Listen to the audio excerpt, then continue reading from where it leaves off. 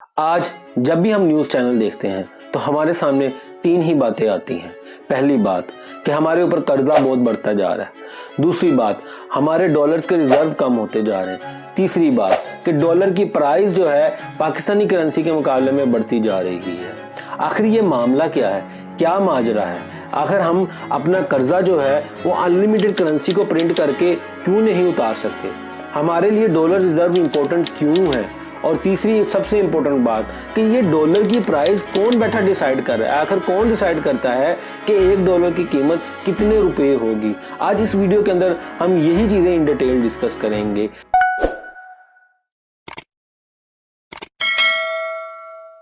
जी, question number 1 कि government जो है वो अनलिमिटेड पैसा प्रिंट क्यों नहीं कर देती? जी, ये बात मैं आपको एक बड़ी ही सिंपल एग्जांपल के साथ समझाऊंगा। आप ऐसे सोचें कि आप एक अपना सेकंड हैंड मोबाइल बेचने के लिए मार्केट में जाते हैं, तो उस मार्केट के अंदर जो आप प्राइस रखते हैं वो 100 रुपया रखते हैं। तो आपको नजर आता है कि इस मोबाइल के खरीदार 100 लोग इकट्ठे हो गए हैं। अगर 100 लोग खरीदार हो गए हैं तो आप क्या करेंगे? आप अपने मोबाइल की कीमत बढ़ा देंगे, आप 500 रुपये कर देंगे और तब तक मोबाइल की कीमत बढ़ाते रहेंगे जब तक कि उसका सिर्फ एक खरीदार ना रह जाए।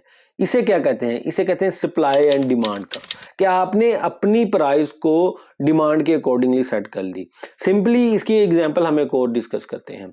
एक और एग्जांपल देखें तो फ्रूट मार्केट के अंदर जब आप जाते हैं तो आपके सामने नजर आता है कि सेब की कीमत कुछ और है और इसके मुकाबले में अगर आप कोई और फ्रूट लेने जा रहे हैं जैसे कि केला, उसकी प्राइस कुछ और है। आखिर ऐसा तो नहीं है कि ये प्राइस जो केला है ये बहुत अच्छा फ्रूट है और सेब जो है ये हल्का फ्रूट है, बल्कि मकसद क्या है कि हो सकता है सेब की जो सप्लाई है वो कम हो, जिसकी वजह से इसकी प्राइस जो है केले के मुकाबले में ज्यादा है। तो बेसिकली यहाँ पे भी सप्लाई एंड डिमांड का रूल चलता है। सिमिलरली अगर हम एक और एग्जांपल डिस्कस करें, एक कार की कंपनी है। कंपनी क्या करती है? 100 कार्स बनाती है 100 कंज्यूमर्स के लिए। अब जो बाकी कंज्यूमर्स हैं वो क्या करेंगे? वो या तो बाइक खरीदेंगे या साइकिल खरीदेंगे। लेकिन एक दिन बैठे बैठे गवर्नमेंट क्या करती है? वो ये करती है कि हम बहुत ज्यादा पैसा छाप देते हैं, हम बहुत ज्यादा करेंसी छापेंगे और लोगों में बांट देंगे। अब क्या हुआ कि लोगों के पास बहुत पैसा आ गया, तो जहां पर 100 कंज्यूमर था अब 1000 कंज्यूमर जो है या 1000 से ज्यादा भी कंज्यूमर जो है वो गाड़ी खरीदने के लिए आ जाएगा। तो गाड़ी मैन्युफैक्चर करने वाला जो अदारा है या कंपनी है वो क्या करेगी? वो अपनी प्राइस बढ़ाती जाएगी। तब तक प्राइस बढ़ाती जाएगी जब तक कि सिर्फ 100 लोग उसे खरीदने वाले ना रह जाएं। सिमिलरली जब भी आप जो करेंसी है उसे ज्यादा प्रिंट करते हैं तो उससे क्या होता है कि आपकी इन्फ्लेशन बढ़ जाती है, आपकी महंगाई बढ़ती है, क्योंकि ज्यादा सारे लोगों के पास जो है वो पैसा आ जाता है। जब ज्यादा लोगों के पास पैसा आता है तो वो चीजों को बाय करने के लिए जाते हैं और जो आपके पास रिसोर्सेज हैं वो लिमिटेड है। लिमिटेड रिसोर्सेज की प्राइसेस बढ़नी शुरू हो जाती हैं और अल्टीमेटली क्या होता है कि आपके इन्फ्लेशन आ जाता है। यही चीज जो है आज से कुछ साल पहले जिम्बाब्वे के साथ भी हुई। जिम्बाब्वे जो कि इकोनॉमिकली इनस्टेबल था, उसने अपनी इकोनॉमी को स्टेबल करने के लिए बहुत ज्यादा नोट प्रिंट कर दिए, लेकिन एट द एंड हुआ क्या कि लोगों को बोरियां भर भर के पैसों की लेकर जानी पड़ी सिर्फ और सिर्फ एक ब्रेड खरीदने के लिए, और बच्चे चॉकलेट लेने के लिए पूरी पूरी थद्दी जो है नोटों की वो लेकर जाते थे।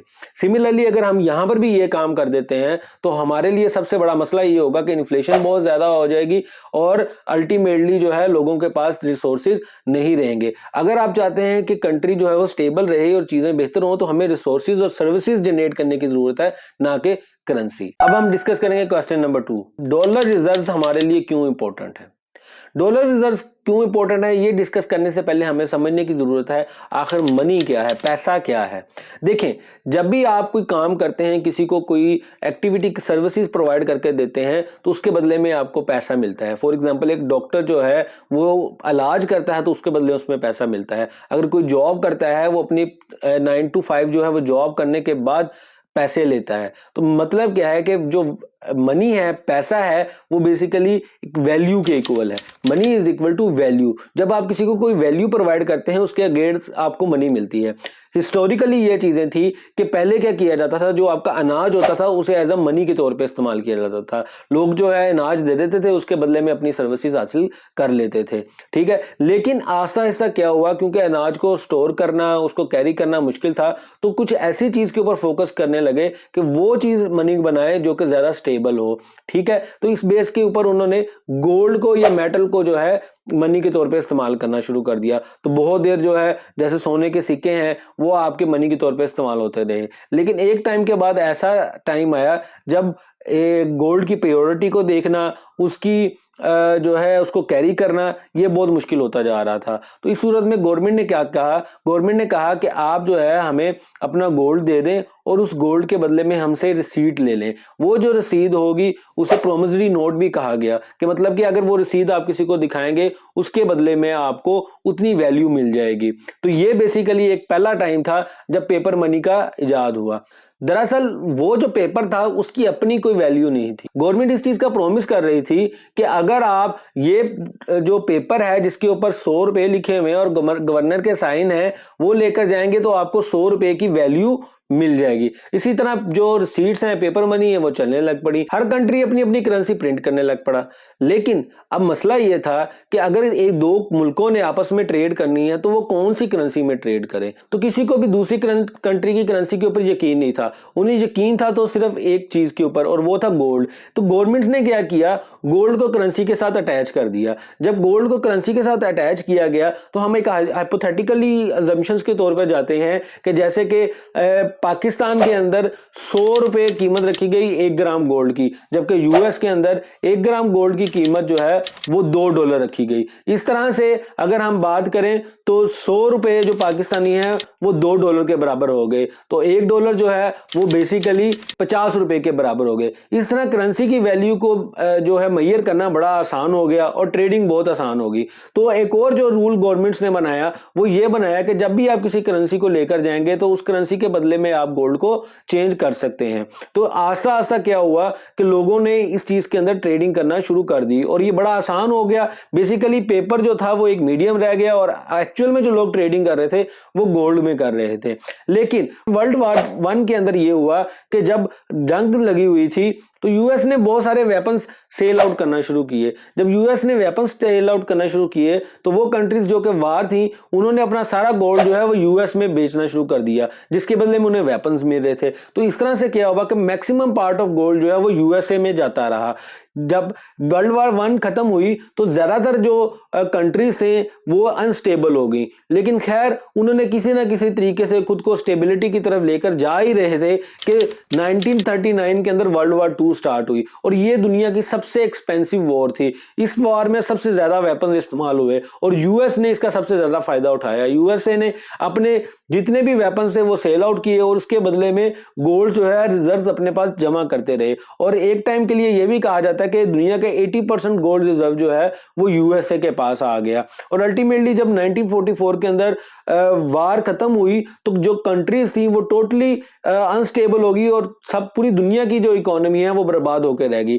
1944 के अंदर एक कॉन्फ्रेंस हुई। इस कॉन्फ्रेंस के अंदर 2 अदारे बनाए गए, एक आईएमएफ और दूसरा आईबीआरडी। आईबीआरडी जो कि आज वर्ल्ड बैंक के नाम से जाना जाता है, इसका काम क्या था कि जितने भी जंग से डूबे हुए कंट्री थे या बर्बाद हुए कंट्री थे उनको किसी ना किसी तरीके से स्टेबल किया जाए। और आईएमएफ का काम था कि ट्रेड को फ्रोग किया जाए ताकि 2 कंट्रीज जो है आपस में ट्रेड कर सके और रिसोर्सेज आपस में एक्सचेंज कर सके। इस कॉन्फ्रेंस के अंदर एक और काम हुआ, वो ये काम था कि सारे कंट्रीज ने डिसाइड किया कि अब हम जो ट्रेडिंग है वो यूएस डॉलर के अंदर करेंगे, क्योंकि हम जब भी हमने ट्रेडिंग करनी है तो वो ट्रेडिंग बेसिकली गोल्ड बेस में हो रही थी और कोई भी कंट्री इतना स्टेबल नहीं था कि उसके पास इतना गोल्ड हो उसकी बेस के ऊपर वो करेंसी को प्रिंट कर सके। लेकिन क्योंकि यूएसए के पास इतना ज्यादा गोल्ड मौजूद था कि उसकी बेस पे वो करेंसी को प्रिंट करके पूरी दुनिया में दे सके, तो यूएसए ने यहां पर अपनी जो करेंसी है उसको ग्लोबली एक्सेप्ट करवाने की कोशिश की। और वहां पर यूएस ने एक और काम किया कि $1 की कीमत जो है वो 35 आउंस गोल्ड के बराबर रखी। यूएस ने एक और काम किया, उन्होंने यह ऐलान किया कि जो भी कोई डॉलर देकर गोल्ड खरीदना चाहे वो गोल्ड ले सकते हैं और गोल्ड से के बदले में डॉलर को एक्सचेंज किया जा सकता है। इस तरह गवर्नमेंट्स का ट्रस्ट जो है वो यूएस डॉलर के ऊपर बढ़ता गया। इस तरह कंट्रीज ने यूएस डॉलर को सेव करना शुरू किया, मतलब जिसके पास यूएस डॉलर उसके पास गोल्ड के रिजर्व, क्योंकि उसे गोल्ड को में चेंज करवाया भी जा सकता था। लेकिन जब यूएस और वियतनाम वार स्टार्ट हुई तो यूएस ने अपने गोल्ड के मुकाबले में ज्यादा करेंसी प्रिंट करना शुरू कर दी और क्योंकि उस टाइम पैसे की बहुत ज्यादा जरूरत थी, जैसे जैसे वो करेंसी प्रिंट करता रहा आस्ता आस्ता यूएस की इकोनॉमी भी वार की वजह से डिप होती रही। वार के बाद फ्रांस के प्रेसिडेंट ने क्या किया कि उन्होंने अपनी नेवी भेजी और वहां पर यूएसए को यूएस डॉलर दिए, उसके बदले में गोल्ड वापस ले लिया। सिमिलरली और भी बहुत से कंट्रीज ने यही काम किया, उन्होंने अपने गोल्ड जो है वापस लेने के लिए अमेरिका को अपने यूएस डॉलर देने शुरू कर दिए। जब यूएस डॉलर अमेरिका के पास इकट्ठे होने शुरू हो गए, यूएसए के प्रेसिडेंट निक्सन ने एक फैसला किया, उन्होंने यूएसए जो यूएस डॉलर है उसको गोल्ड से सेपरेट कर दिया। इट मींस कि अब कोई भी यूएस डॉलर को गोल्ड में कन्वर्ट नहीं करवा सकता और गोल्ड को जो है वो यूएस डॉलर में कन्वर्ट नहीं किया जा सकता। इसे निक्सन शॉक भी कहा जाता है। उस टाइम सारी कंट्रीज जो है वो बहुत डिस्टर्ब हुई, लेकिन क्योंकि लोगों के पास, जो कंट्रीज के पास जो है वो यूएस डॉलर के ही रिजर्व थे, तो उस टाइम पे यूएस डॉलर जो है वो एक ग्लोबल करेंसी बनकर सामने आई और टोटली जो है हर कंट्री की तरफ से उसकी एक्सेप्टेंस होनी शुरू हो गई। तो इस तरह से जो यूएस डॉलर है वो ग्लोबल करेंसी बन गई और जिन कंट्रीज के पास यूएस डॉलर के रिजर्व ज्यादा थे वो ज्यादा स्टेबल कंसीडर किए गए और जिन कंट्रीज के पास यूएस रिजर्व कम थे वो जो है अनस्टेबल कंसीडर किए गए। अब क्वेश्चन नंबर 3 कि आखिर ये करेंसीज की प्राइसेस कौन सेट करता है। 1947 के अंदर $1 की प्राइस थी 3.31 रुपीस और आज जो है $1 की प्राइस 280 के आसपास है। तो ये प्राइसेस आखिर कौन डिसाइड कर रहा है, आखिर कौन सी चीजें हैं जो हम जिनकी बेसिस पे प्राइसेस डिसाइड होती हैं। देखें, आपके सामने मैं एक सिंपल सा मॉडल रखता हूं।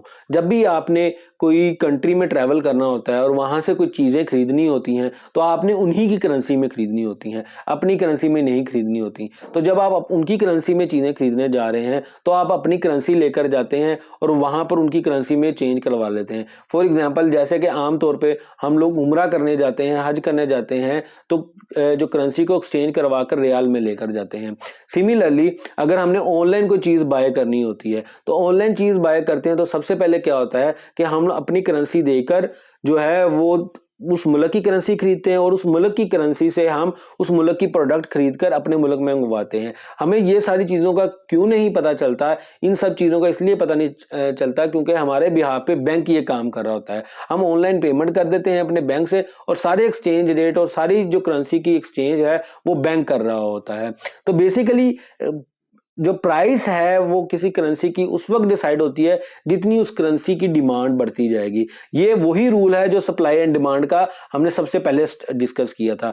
जिस चीज की डिमांड ज्यादा होगी उस चीज की प्राइस बढ़ती जाएगी। तो जिन कंट्री की प्रोडक्ट एंड सर्विसेज की डिमांड बढ़ती जाती है उन कंट्री की करेंसी की प्राइसेस बढ़ती जाती हैं। इसी तरह 3 तरह की करेंसी की प्राइसेस जो हैं वो मॉडल के ऊपर वर्क करती हैं। The very first model is floating price model. इसके अंदर क्या है कि डिमांड की बेसिस पे जो आपकी प्राइसेस हैं वो ऊपर नीचे होती रहती हैं। जैसे कि हमारे यहाँ पे है, आपकी जो डॉलर की प्राइस है वो आपकी जो फॉरेन प्रोडक्ट्स हैं उनकी डिमांड के हिसाब से ऊपर नीचे होती रहती हैं, आपके रिजर्व्स की बेस पे, आपकी इकोनॉमिक स्टेबिलिटी की बेस पे। दूसरे नंबर पे जो प्राइसिंग स्ट्रेटेजी है that is fix pricing strategy. ये बेसिकली प्राइसिंग स्ट्रेटेजी जो है इसके अंदर ये है कि आप एक करेंसी एक्सचेंज रेट फिक्स कर देते हैं। इसमें जो सऊदी अरेबिया का रियाल है और जो यूएस डॉलर है उसकी आपस में एक्सचेंज रेट फिक्स्ड है। $1 जो है वो 3.75 सऊदी रियाल के इक्वल है। इसके बाद तीसरा जो मॉडल है that is manage exchange rate. Manage exchange rate क्या है कि आप एक जो रेंज बता देते हैं उसी रेंज के अंदर जो है आपका एक्सचेंज रेट रहता है। फॉर एग्जांपल आपने बताया 3 से 5 के दरमियान ही हमारा एक्सचेंज रेट रहेगा, तो जो प्राइस उस करेंसी की है वो उसी 3 से 5 के दरमियान ही घूमती रहती है। तो आज के जो टॉपिक है हमारा यहाँ पे एंड होता है। आई होप अगर इस वीडियो ने आपको वैल्यू दी है तो अपने दोस्तों से जरूर शेयर कीजिएगा। करेंसी के पॉइंट ऑफ व्यू से आपके माइंड में क्या आइडिया है या कोई चीज आप इसमें ऐड करना चाहते हैं तो हमें कमेंट में जरूर बताइएगा। Thank you very much. Allah Hafiz.